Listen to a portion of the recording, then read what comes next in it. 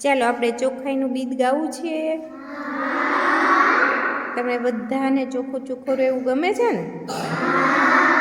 તો આજે આપણે ચોખ્ખાઈનું પાઠ શીખવતું એક બાલ ગીત ગાવાનું છે, સ્વચ્છતાનું. બરાબર?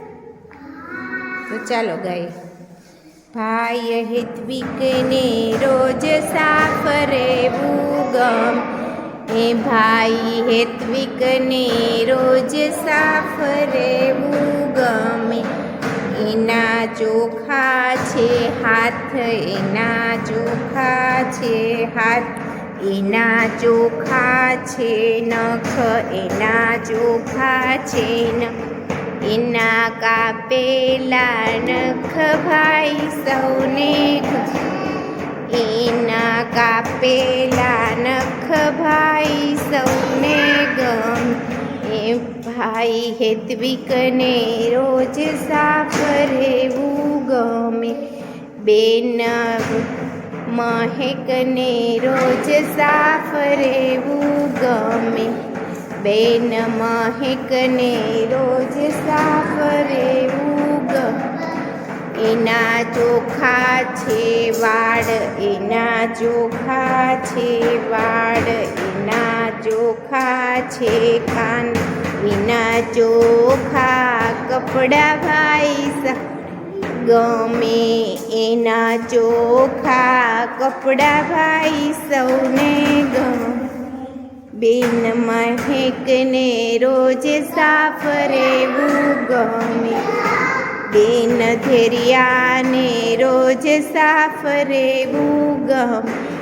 બેન ધેરિયાને રોજ સાફ રહેવું ગમે. એના ચોખા છે દાંત, એના ચોખા છે દાંત, એની ચોખી છે જીભ, એની ચોખી છે જીભ. એનું ચોખ્ખું મોઢું ભાઈ સૌને ગમે.